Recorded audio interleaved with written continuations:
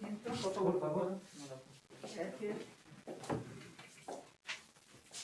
Buenas tardes, estimada doctora. Le voy a presentar al tribunal que nos acompaña esta tarde. Está presidido por el doctor Bermúdez, coronel Oscar Eduardo, el doctor García Gaibor Caín Fernando y como secretario el doctor Takasari Alcapiña Giovanni. Doctora, le comunico, me permito darle unas breves indicaciones antes de iniciar. Usted va a tener 15 minutos para defender cada caso. El caso 1, 15 minutos y el caso 2, 15 minutos.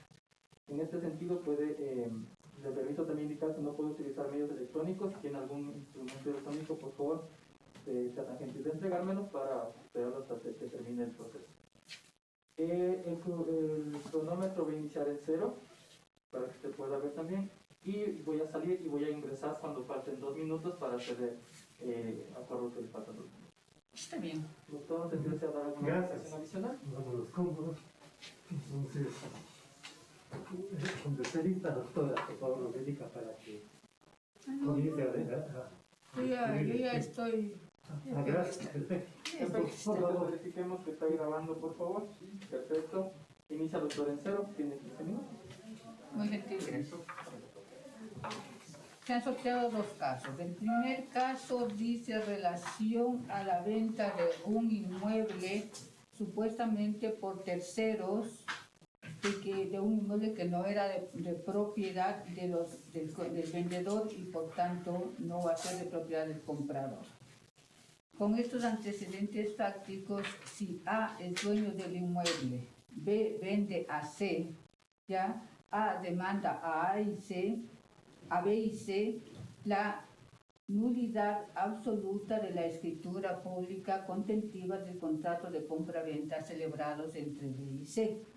Hay que anotar aquí claramente que la nulidad absoluta que se está demandando es del contrato, no de la escritura, que son 2 cosas completamente distintas.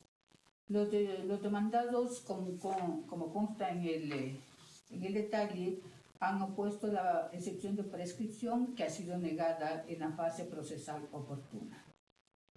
En la primera instancia se declara la nulidad absoluta, sube en grado vía recurso de apelación y se revoca la sentencia desechando la demanda. El recurso de casación se basa en el numeral 5 del artículo 3, es decir, que se han aplicado normas sustantivas ajenas a la litis, ¿ya?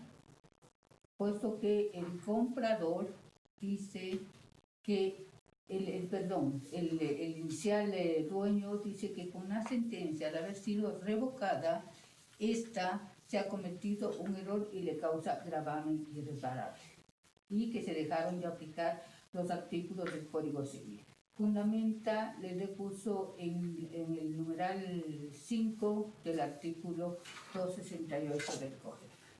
De esta manera se encuentran fijados los hechos. El problema jurídico aquí es claro, ¿no? Hay venta de cosa ajena. Y la venta de cosa ajena implica, más allá de que es legítima de acuerdo al Código Civil, entre comillas, la venta de cosa ajena, esa tiene una limitación, ¿ya? Tiene una limitación cuando el mismo Código dice la venta de cosa ajena se va a retrotraer hasta que uno lo ratifique. Por tanto, si no es ratificada, esta venta de cosa ajena carece de ese valor jurídico de ratificación con respecto a terceros y a los mismos otorgantes. En este caso, llama la atención la existencia de un registro público en el que se supone se da la publicidad de la titularidad del dominio del que tienen las personas con respecto a los bienes. De acuerdo al caso planteado, dicen que B y C lograron la inscripción de esta escritura en el registro público. Pero eso no es materia del recurso de casación. Simplemente lo digo porque aquí se expresa que se deben fijar los hechos.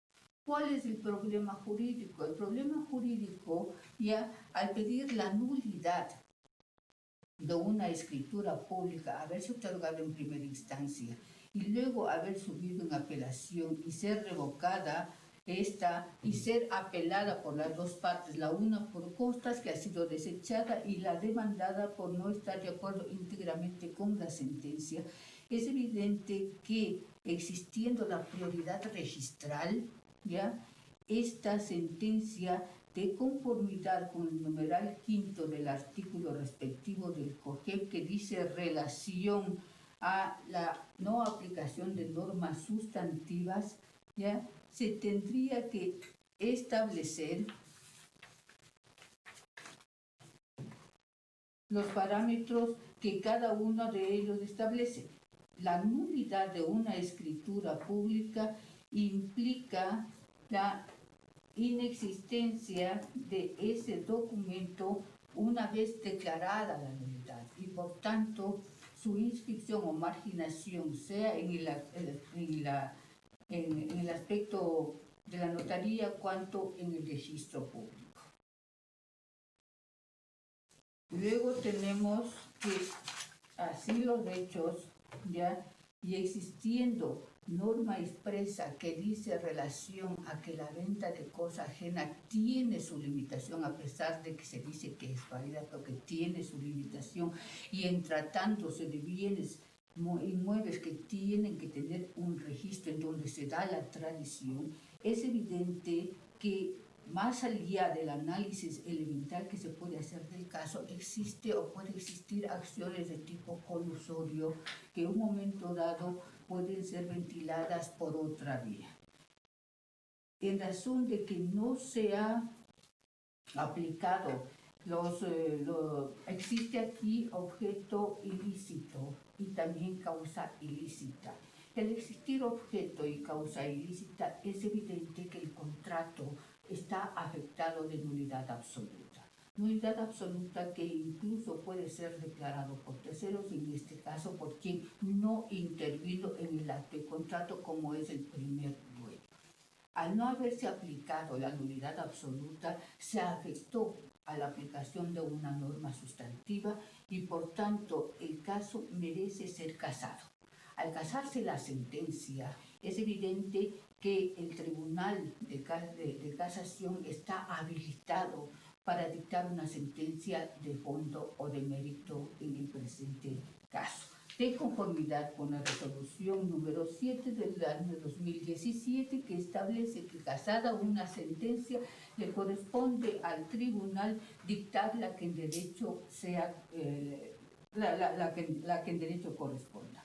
Así los hechos, ¿ya?, la Sala de lo Corte Nacional de Justicia, Sala de lo Civil y Mercantil de la Corte Nacional de Justicia, Quito, 29 de diciembre de 2020 a las 16:30, vistos. Sube por recurso de casación el juicio número, pongámosle, asignémosle un número 1725/2005/2020, de la sentencia emitida por la Corte Provincial de Justicia de Pichincha, dentro del juicio que, por nulidad de escritura pública, sigue Juan Piguave en contra de Pepe Pérez en calidad de vendedor y de Mario Narváez en calidad de comprador. Este Tribunal de Casación de la Corte Nacional de Justicia es competente para conocer y resolver el presente recurso de casación, ya casada la sentencia y dictándose una de mérito, en razón de lo dispuesto en la Constitución de la República del Ecuador, el 290.1 del Código Orgánico de la Función Judicial y lo dispuesto en el Código Orgánico General de Procesos. Establecida la competencia de la presente sala, hemos de hacer un resumen sucinto de los hechos, y este significa que Pepito Pérez demanda a Juan y Mario la nulidad de la escritura pública de compra-venta contentiva la nulidad del contrato de compra-venta contentivo en escritura pública otorgada ante el notario tal fecha e inscrita. demanda en razón de que se ha vendido cosa ajena porque a su entender ese bien inmueble es de su propiedad. Progresada la demanda y establecidos los recaudos procesales, se establece que en primera instancia se acepta la nulidad de la escritura y en segunda instancia se revoca la sentencia subida en grado, y al venir a casación es evidente que los hechos de la demanda y de las excepciones no se van a conocer en la sala de casación, puesto que el recurso de casación es una especie de demanda en contra de la sentencia de segunda instancia.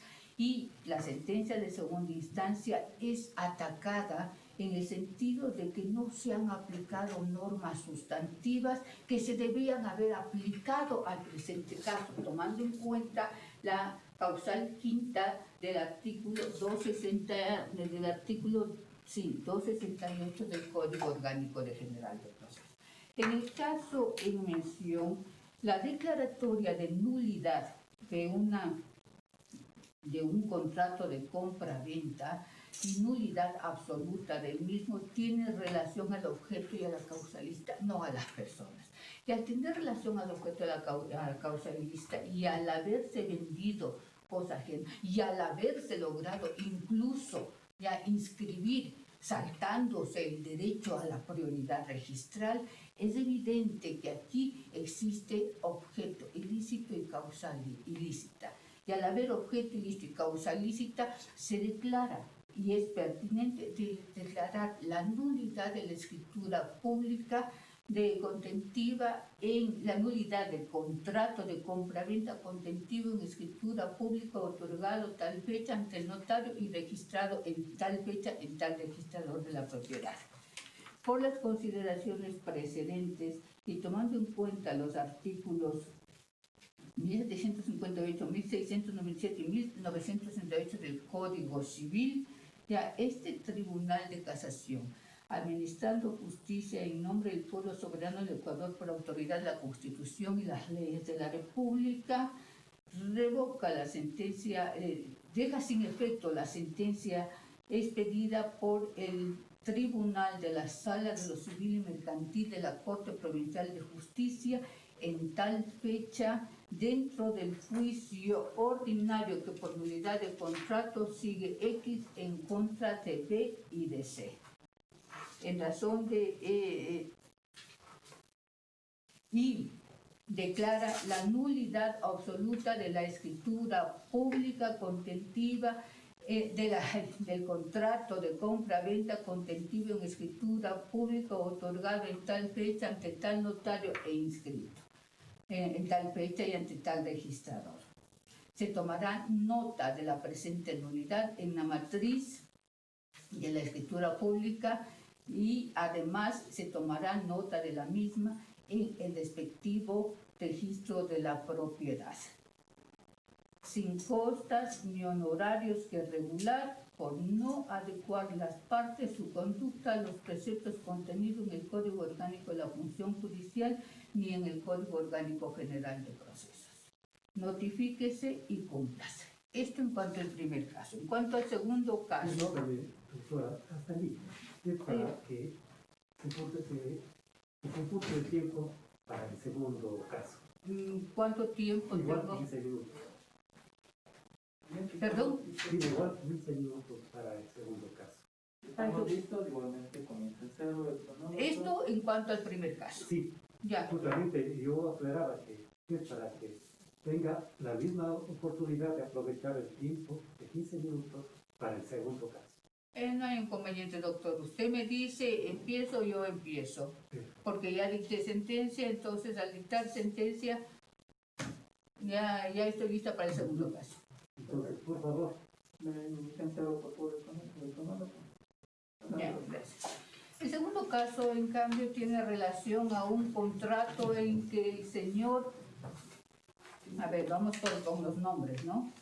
El segundo caso dice que el señor Ricardo Stalin Pazmiño Benítez y el señor Jorge Ernesto Carrera Córdoba suscribieron un contrato privado mediante el cual los dos se comprometieron a comprar un nuevo cabezal y ese nuevo cabezal, en ese contrato, que es una especie de contrato de participación entre los dos, ya el señor Ricardo Stalin Pazmiño Benítez se comprometió a entregar $50,000 con el fin de que esa cantidad de dinero sirva para la entrada del nuevo cabezal. En contrapartida de ese aporte, llamémoslo así, las partes convinieron en que el 25% que produzca el cabezal cuando esté trabajando sería de aquel que aportó con los $50,000 y que en caso de venta del cabezal también tendría derecho al 25% de la venta. Estos acontecimientos tuvieron lugar tranquilamente hasta cuando el señor Jorge Ernesto Carrera Córdoba fallece. Al fallecer el señor Jorge Ernesto Carrera Córdoba, sus herederos, sus hijos, 2 hijos, ya realizan la posesión efectiva. Al realizar la posesión efectiva, este es un hecho que se tiene que tomar en cuenta y que muchos no lo hacen. Ese hecho significa que pueden ser demandados porque ya tienen la calidad de herederos. Mientras no haya prueba de que tengan la calidad de herederos, es evidente que existe la opción de no poder ser demandados o decepcionarse por eso. Los señores herederos dicen no le reconocemos, y al no reconocerle absolutamente nada porque mi padre fue el que entregó todo el dinero para la compra del cabezal, entonces no pagamos nada. En este caso, el señor afectado acude a la justicia ordinaria en busca de tutela judicial efectiva, manifestando que a mí me pagan el 25% de lo que produjo el cabezal, que son $81,000 y $35,000 por la venta que los herederos habían hecho a un tercero en $140,000. Ya, así los hechos, la sentencia de primera instancia le condena al pago y dice que con la prueba aportada que significa ya un recibo por medio del cual el fallecido pagó la entrada, el contrato que suscribieron las partes ya es suficiente para acreditar que el contrato debía haberse realizado. Sin embargo, el juez de segunda instancia dice ya que no se presume, que el pago no se presume porque alguien tiene un recibo, ¿ya? Sin que en ese recibo incluso conste una obligación de pago directo con respecto a la compra de ese bien inmueble, ¿ya? Así los hechos, casa la sentencia, la parte actora casa la sentencia de segunda instancia por la causal constante en el numeral 4, que significa a la valoración de la prueba. ¿Sí? Estamos en la causal cuarta, a ver, es la valoración de la prueba. Simplemente quiero verificar si es la cuarta o la tercera. Por la numeración, no por el contenido, sino por la numeración nada más. ¿Ya?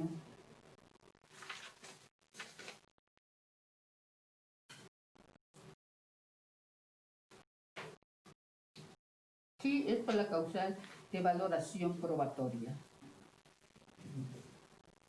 La causal de valoración probatoria tiene aquí un significado muy especial en la ley de casación. El recurso de casación es un recurso de legalidad, es un recurso de derecho, no es un recurso de derechos. Y en cuanto a la valoración probatoria, la misma ley y la Corte Constitucional, incluso cuando se establecieron las competencias entre la nacional y la constitucional, explicaron claramente, no valoran hechos, se valora derecho. Por tanto, entrar a valorar la prueba actuada ya es completamente ajena a la naturaleza del recurso de casación. Lo que se valora con esta causal es única y exclusivamente si el juzgador ha aplicado los principios generales de valoración de la prueba.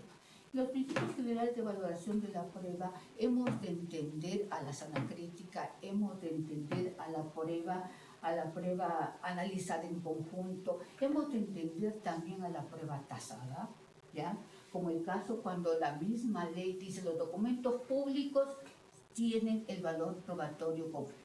Hemos de entender que un documento público tiene que ser valorado en su conjunto, en su integridad y no por partes. Hemos de entender la prueba tasada cuando la confesión judicial tiene que ser valorada y entendida en su conjunto y no por partes.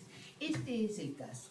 Al haber pedido que se case la sentencia por la causal de valoración de la prueba, ¿por qué? Porque se rechazó la demanda, ¿ya? Evidentemente no vamos a entrar a analizar el sentido de la prueba, es decir, ya, qué significaba el recibo que el señor aportó, ya, cuál es el alcance jurídico probatorio de admisibilidad del recibo, ya. No vamos a entrar a analizar qué significaba y qué pasaba con el contrato entre las partes. Aquí, conforme a la valoración de la prueba, lo que tenemos que analizar es si ese documento así presentado,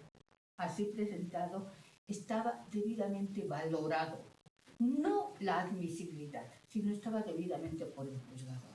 Y evidentemente, ya cuando alguien presenta un documento, por muy original que sea, y en el que no consta quien presente el documento, que ha hecho uso, ya, es decir, yo presento el documento en donde dice que el señor Pepito le transfiere de su cuenta bancaria a Juanito a la cuenta bancaria ya $50,000.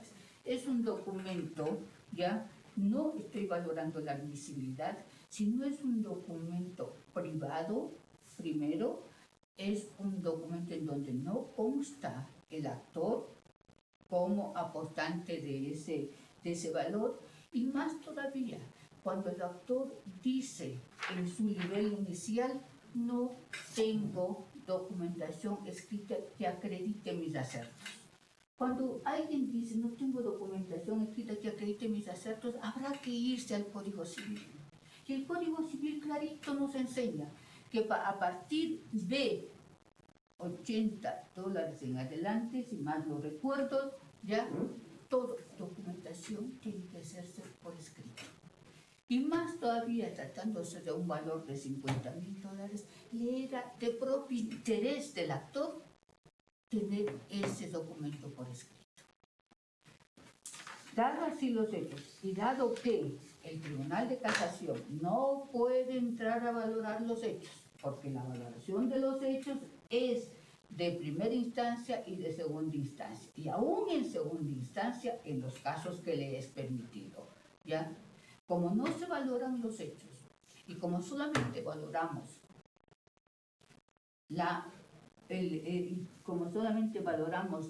el documento probatorio, ¿ya? En función de la sana crítica y la mancomunidad probatoria, no del hecho en sí, este Tribunal de Casación no casa la sentencia y administrando justicia en nombre del pueblo soberano del Ecuador y por la autoridad de la Constitución y las leyes de la República, no casa la sentencia. Y para hacerle más formal, vamos a decir Corte Nacional de Justicia, Sala de lo Civil y Mercantil, Quito, 29 de diciembre del 2020 a las 16:20. Vistos. Sube por recurso de casación de la sentencia dictada por la Sala de lo Civil y Mercantil de la Corte Provincial de Justicia de Pichincha, el juicio número, le identificamos el número, seguido por el señor XX en contra de los herederos de quien en vida se llamó fulanito de tal, herederos que responden a los nombres de X y Y. El motivo de la controversia o fijado el objeto de la controversia es la procedencia o no de un pago consecuencia de la suscripción de un contrato realizado entre el demandante y el señor que en vida se llamó o respondió a los nombres de tenemos el nombre de Jorge Ernesto Carrera Córdoba. Establecido de esta manera la pretensión y la excepción o la contradicción de los demandados, estos niegan el pago pretendido en razón que a su entender manifiestan que el accionante no cumplió a su vez con las obligaciones dimanadas de ese contrato. ¿Y cuáles eran las obligaciones dimanadas de ese contrato? Era el pago de la entrada de ese elemento, de ese bien inmueble, de ese cabezal. ¿Ya? Así la litis, el juez de primera instancia acepta la demanda y el juez de segunda instancia, rechaza, el juez de primera instancia acepta la demanda, ¿no es cierto? Y el de segunda instancia rechaza la demanda.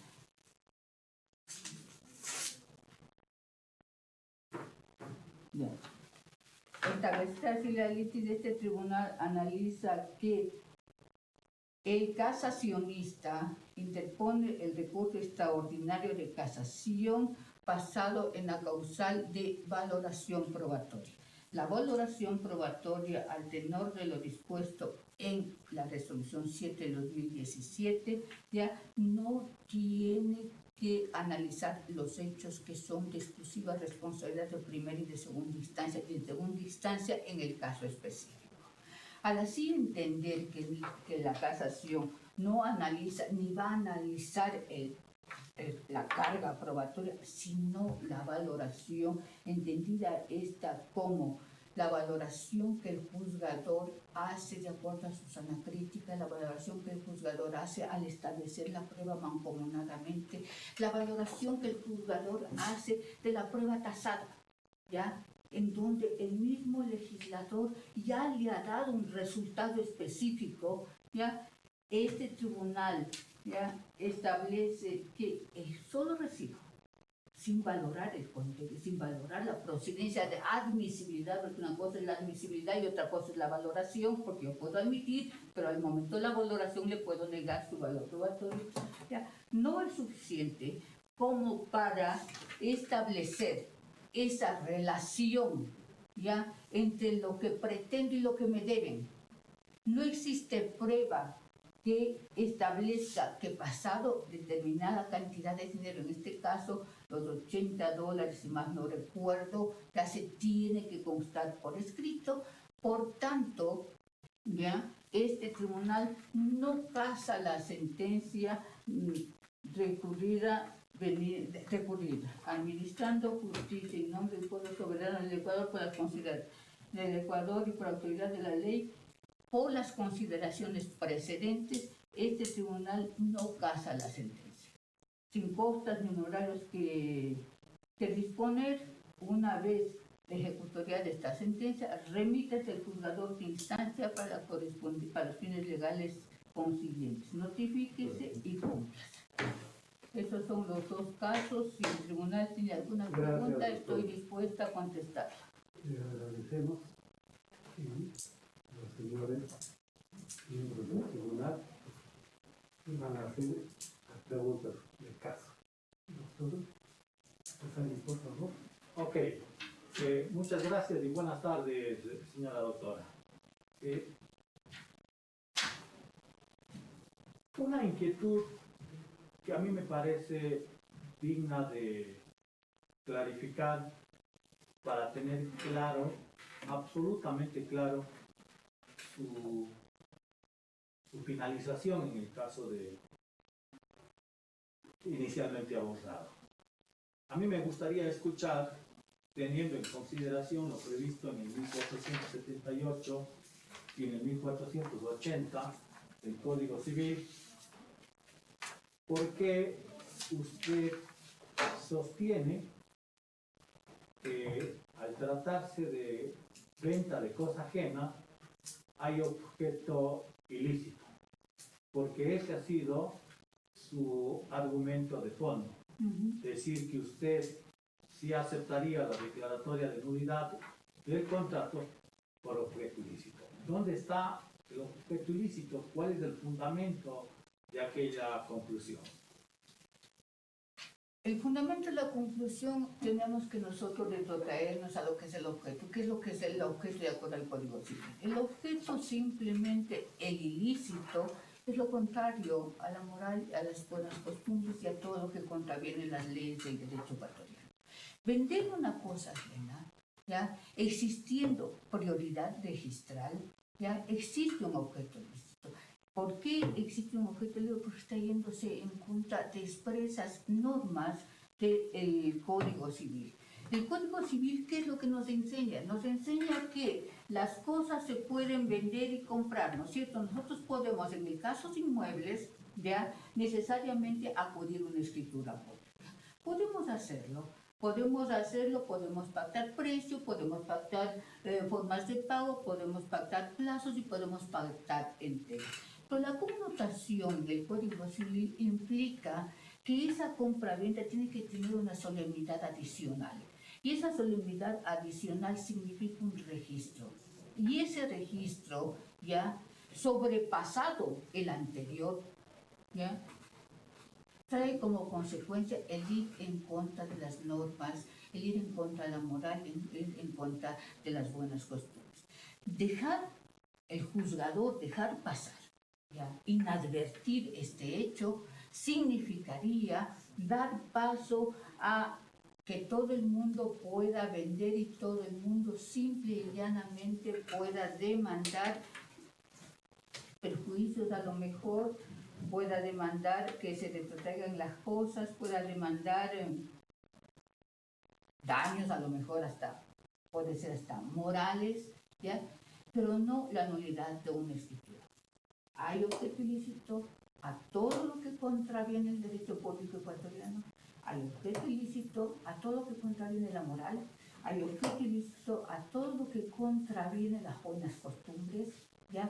Entonces, necesariamente para esto, ya para mí hay objeto ilícito porque me voy a los primeros capítulos del libro cuarto, en donde me dice claramente el legislador qué has de entender por objeto ilícito. Aquí si no estamos frente a un objeto ilícito, hay una causa también ilícita, ya estaríamos frente a una nulidad relativa, es decir, a una rescisión contractual, que es otra cosa, Aquí se vendió ya algo que a él no le pertenecía, ¿ya? Aquí se vendió en contravención de las normas, ¿ya?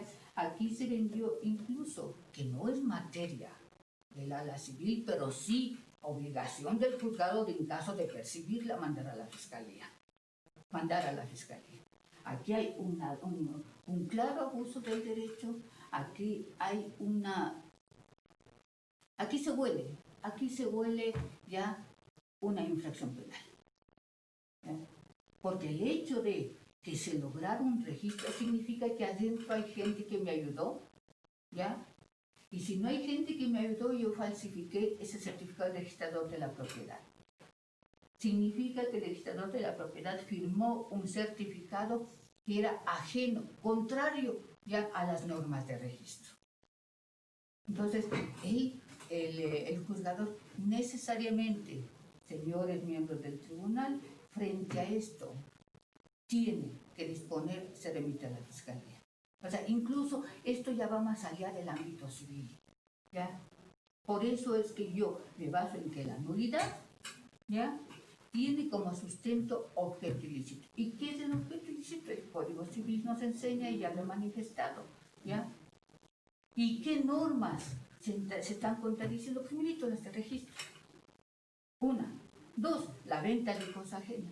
3. El que se haya hecho la tradición ya con dolo, con mala fe. Entonces, el juzgador no puede pasar por alto estos hechos. Pasar por alto significa denegar justicia, denegar la justicia legítima. Okay. Ahí entraríamos en una discusión que es muy amplia y que siempre causa inconvenientes, que es el hecho de establecer el tema del modo y el título. Creo que no es oportunidad para aquello. ¿Cuál es mi otra preocupación? Que consulto en relación al mismo señora doctora. Me agradó escuchar que usted diga, por el principio de tutela judicial efectiva, esto había que hacer. Y yo me pregunto, si hay un contrato que en principio, de acuerdo con el 1561 del Código Civil, es ley para los contratantes y no puede ser invalidado sino por causas legales o el consentimiento mutuo, ¿en dónde quedaría, una vez que usted declare la nulidad de ese contrato por objeto ilícito, el derecho del comprador? Que él, cuando celebró la compraventa, dijo: muy bien, ¿en qué consiste la compraventa? En ponernos de acuerdo en la cosa y en el precio. Él pagó el precio, se elevó el contrato, y claro, que haya sido ajena no impide que él, sabiendo que ha sido ajena luego, sabiendo que no puede materializar la entrega, tenga acción contra el vendedor. Declarada la nulidad, nosotros conocemos, todos nosotros conocemos muy bien, las cosas vuelven al estado anterior. ¿Y cuál sería su situación, la del comprador? A ver, partamos de dos hechos, ¿ya? De dos supuestos fácticos. ¿Ya? El uno, que el comprador, ¿ya?, estaba ignorante de lo que pasaba. En el caso de que estaba ignorante de lo que pasaba, que es su presupuesto, que es su hipótesis, ¿ya?, ¿cuál es la acción que le correspondería al comprador frente a una nulidad en la que está inmerso? Porque fue parte procesal. Fue parte procesal. Al declararse la nulidad en la que está inmerso, ¿ya?, evidentemente las cosas se retrotraen al estado anterior. Y el comprador, ya, a lo mejor en el supuesto que era ignorante de todo, pagó el precio, ¿ya? Él tiene la acción, ¿ya?, en contra de su vendedor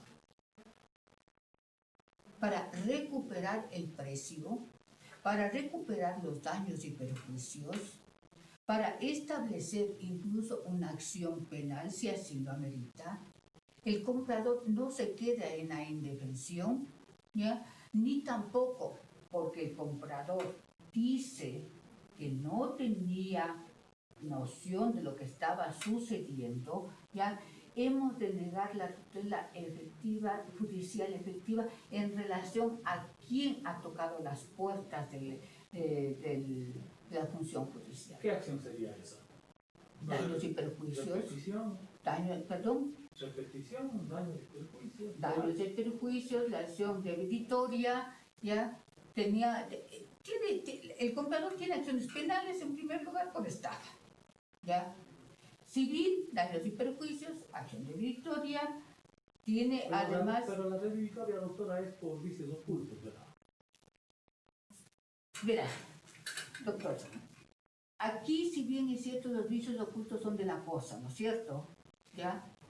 No es menos cierto, ¿ya?, que no puede ser incompatible también en un momento dado, ¿ya?, las acciones de las que se cree asistido.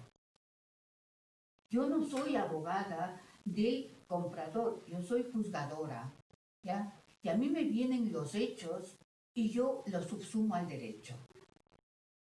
Entonces, si el comprador fue ignorante, que tendría que probarlo para las acciones respectivas, ya tiene las acciones que su asesor jurídico, que su abogado le imponga, y yo como juzgador en un momento dado, si llega a mi conocimiento, los enmarcaré.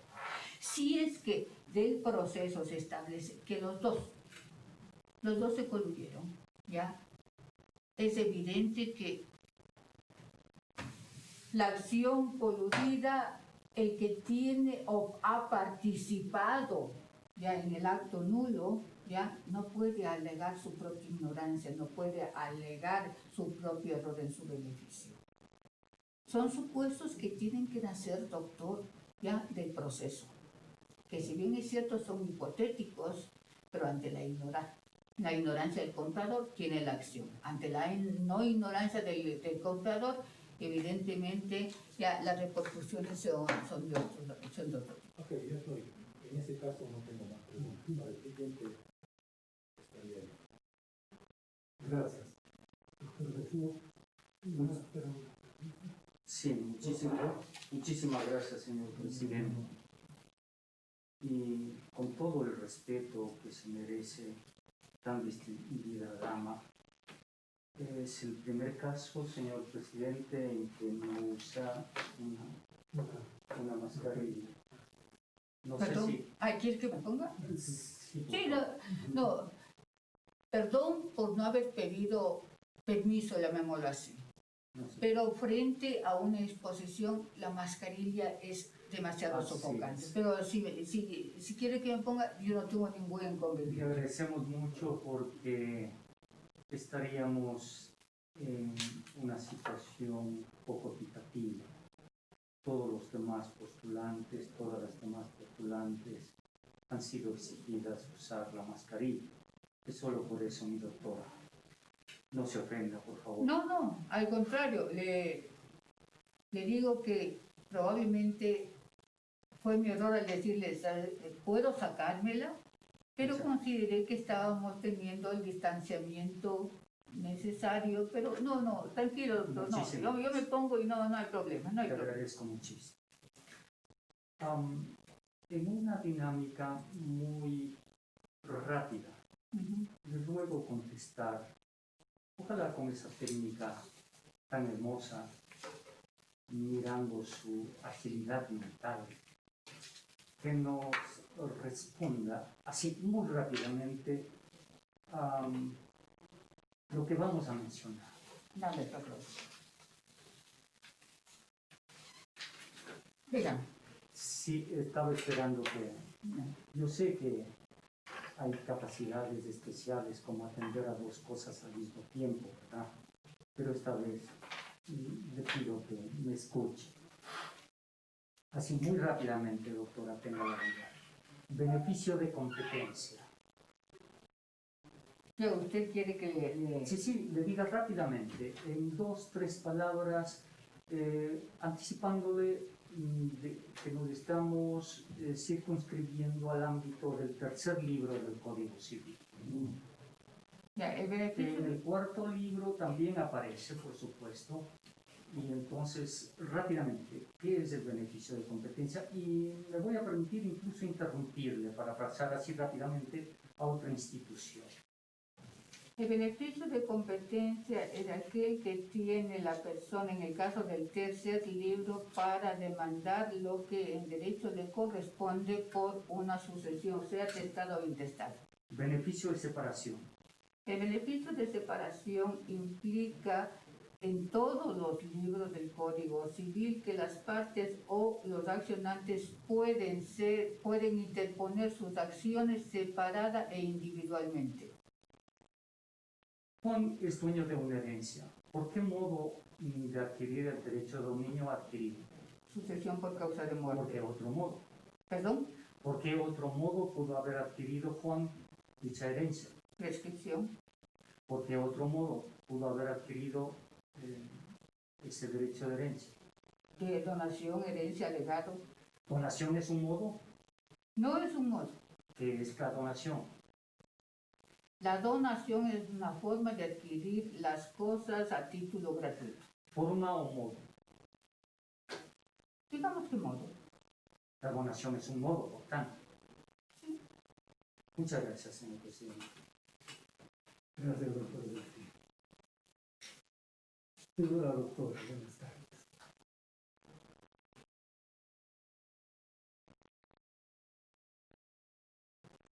La venta de cosa ajena es válida sin perjuicio de los derechos del dueño de la cosa vendida, mientras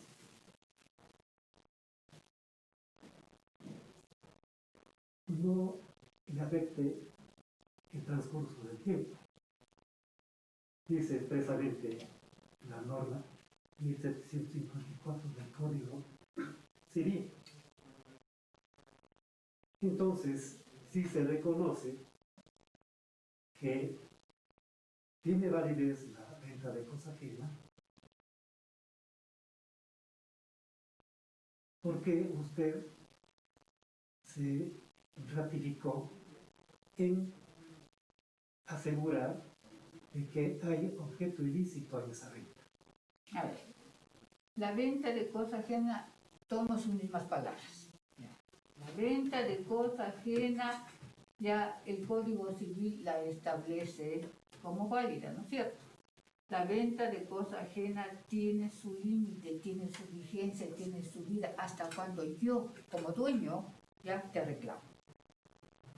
El momento que yo te reclamo, ya, esa venta genera un derecho a mí como dueño para reclamarte, ¿ya? Y a ti para defender en el mejor de los casos, ¿ya? Como comprador de buena fe. Por tanto, la venta de cosa ajena tiene su limitación hasta cuando yo te reclamo. Hasta cuando yo necesito que lo mío sea lo mío. Y si tú fuiste perjudicado, y si tú dentro del proceso se estableció que fuiste un comprador de buena fe, tendrás un tratamiento. Si fuiste como comprador de mala fe, también tienes un tratamiento. Por tanto, la venta de cosa ajena no tiene un absoluto, ¿ya? No se le puede poner en la misma categoría de la venta que no es de esa magnitud. La venta de cosa ajena significa que yo te venda algo que no es mío. Y hasta ahí el Código Civil dice, ya está bien, la venta de cosa ajena es válida. Pero cuando me viene el dueño, ya, hasta ahí llegó la venta de cosa ajena. Y cuando me viene el dueño y me dice, no, esto es mío y por tanto el objeto que te fue transmitido ya no es válido, hay objeto ilícito. Y al haber objeto ilícito es evidente ya que se activa la institución de la nulidad absoluta.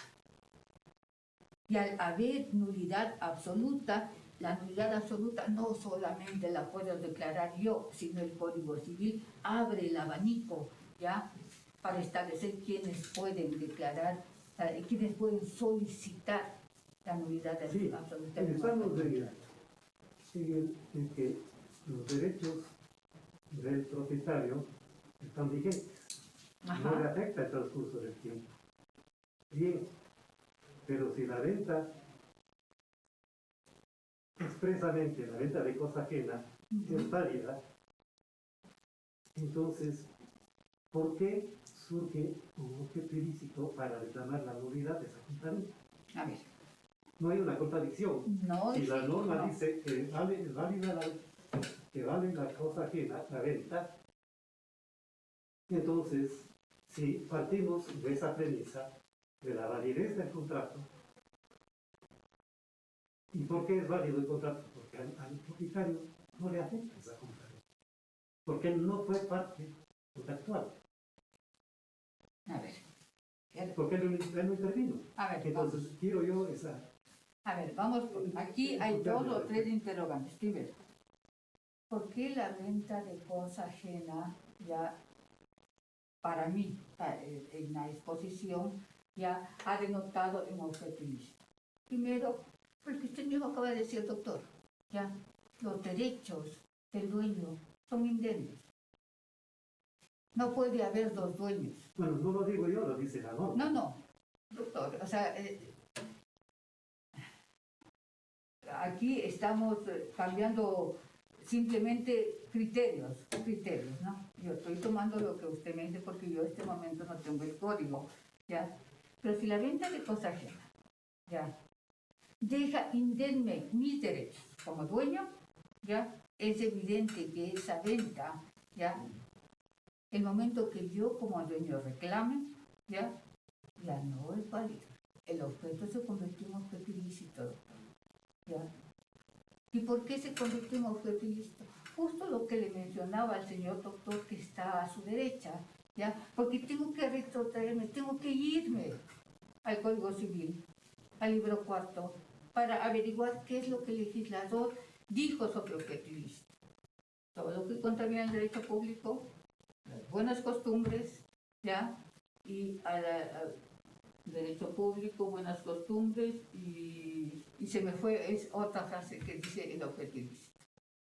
Entonces, si el derecho público, ya, en el aspecto registral, me impide, por el derecho por el principio de prioridad, ya me impide registrar una nueva venta sin la intervención del dueño, ya es evidente que se ha ido contra normas del derecho y por tanto hay objetivos.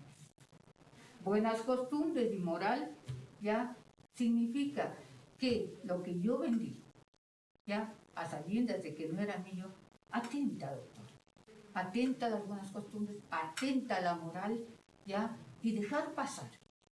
Y el juzgador que deje pasar es dar un libro abierto, ya, a todos los desmanes, que significa que lo mío no va a tener seguridad jurídica.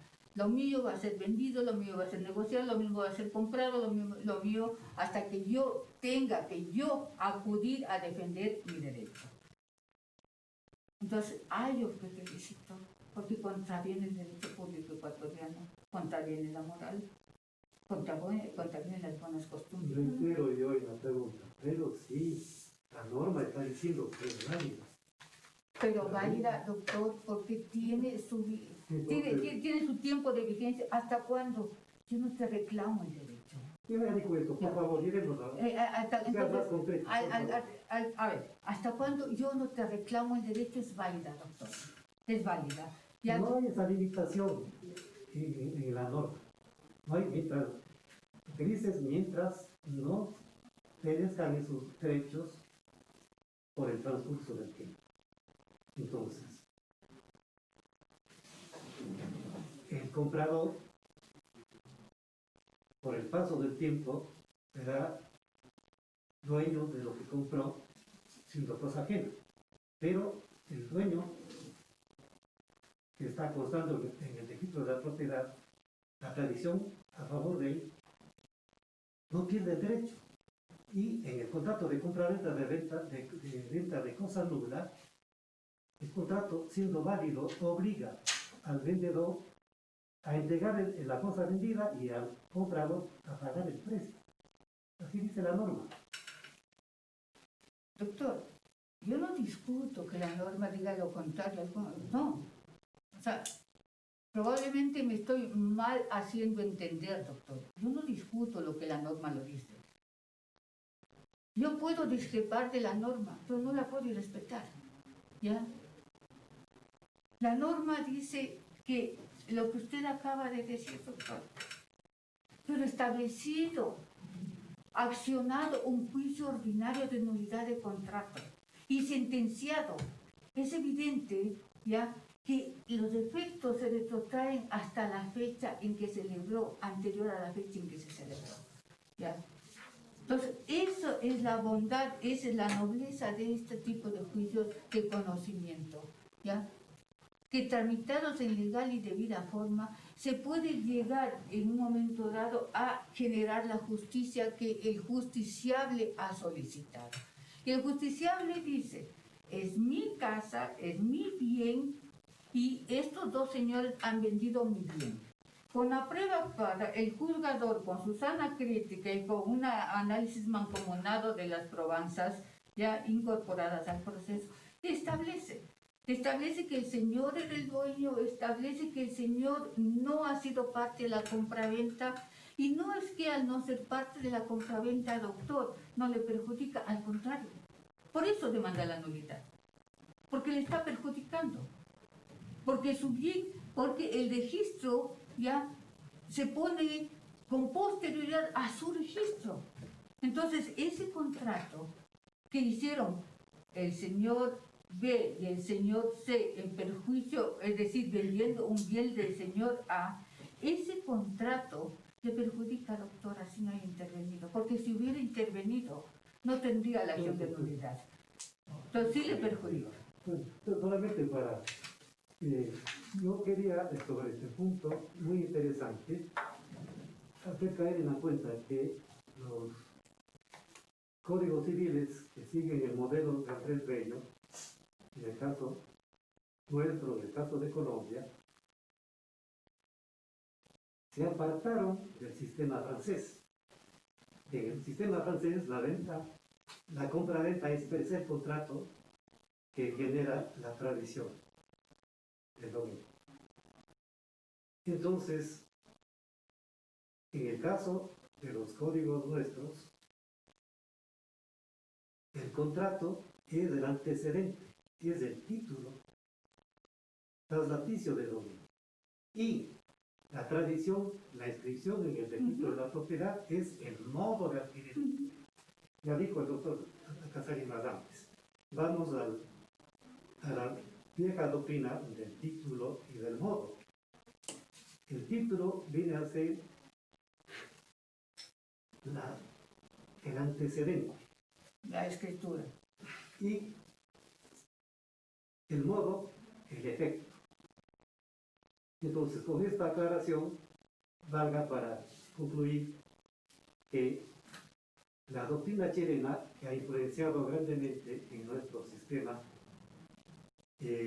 judicial, de vieja data, establece que el propietario puede activar todas las acciones de las que se crea asistido, menos la de nulidad del contrato, porque la norma dice que es válido. Por supuesto, los derechos están a salvo, porque así dice la norma. Bien, sí, sobre el otro. Sobre el primer caso está bien. Sobre el segundo, doctora, sobre el segundo caso,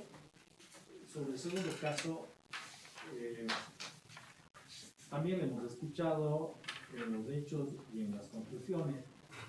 Al final de este caso, hay unas consultas que debían haber sido contestadas y me permito refrescarlas o repetirlas a efectos de que como tribunal tengamos un criterio suyo, la podamos escuchar para la valoración respectiva. Cuando se alega como caso accionista a la causal número 4 del 268, cierto es que se dice temas vinculados a la valoración de la prueba. Pero en este caso hay dos particularidades. La primera, ¿cuál es? En los antecedentes, recuerde usted, estaba redactado una situación que decía que en los alegatos del actor, señor juez, tenga la bondad, interprete a mi favor el hecho de que yo, habiéndome obligado o comprometido a aportar $50,000 a esta sociedad, sin que tenga recibo a mi nombre, tengo el original del pago al proveedor del vehículo. Decía, por favor, eso interprete en mi beneficio. Y en segundo lugar, recordará usted que tanto en las normas que corren a partir del 1715 hasta el 1731 del Código Civil y ahora el 172 del Código Orgánico General de Procesos, tiene un tema vinculado a las presunciones en materia probatoria. ¿Ok? Entonces, estas eran dos consultas. ¿Cabe o no la interpretación en los términos que nosotros tenemos en el Código Civil y cabe o no en este caso intentar casar el fallo a consecuencia del recurso planteado por estas dos situaciones? ¿Qué era lo fundamental? En este caso esto era lo fundamental. Ya. Interpretación contractual y presunciones judiciales. Ya, a ver, vamos. La interpretación contractual. ¿Qué es lo que dice los asuntos fácticos aquí en el caso planteado? Yo, en otras palabras, sí cumplí el contrato que suscribimos con el hoy difunto. En función de ese contrato, yo entregué, dice el señor, $50,000 que me comprometí de conformidad con el documento suscrito. Y para muestra, aquí, señor juez, le doy el original del pago. Ya. Para que sea una presunción, es evidente que esta tiene que ser lapidaria con el objeto mismo que está siendo que está en litigio.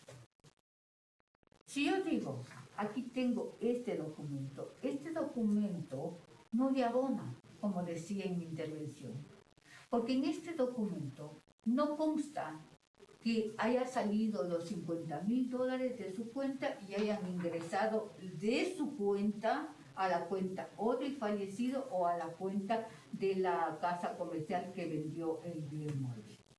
¿Ya? Es un documento en donde yo lo único que hago es poseer el documento, y el poseer el documento no implica ni que me estoy atribuyendo una obligación ni que me estoy negando de ¿Qué cumplir esa condiciones obligación. deben contener las presunciones en materia probatoria en el caso que nosotros analizamos, derecho privado? A ver, Código Civil, Código Orgánico General de Proceso. lo que pasa es que no hay el divorcio completo, doctor. O sea, para mí, con debido respeto del tribunal,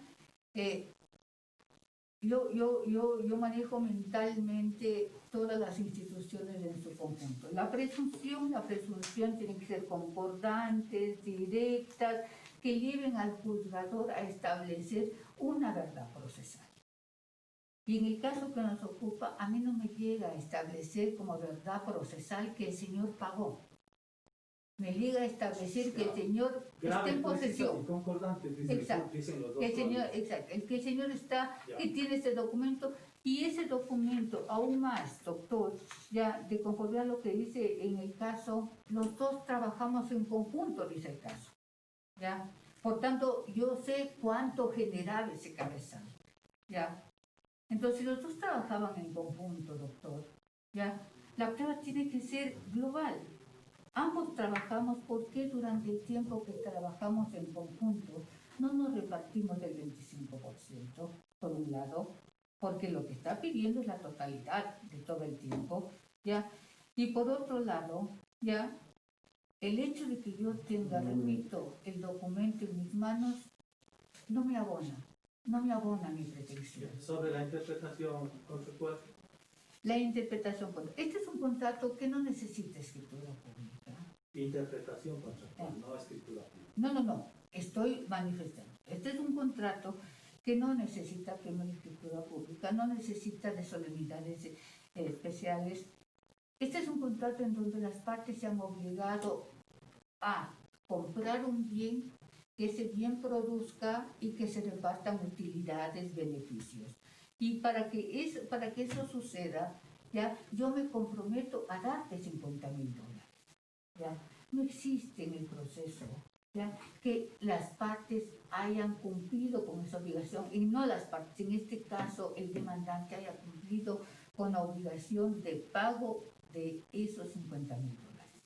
Y el mismo señor manifiesta de conformidad al caso, yo no tengo documento que me acredite.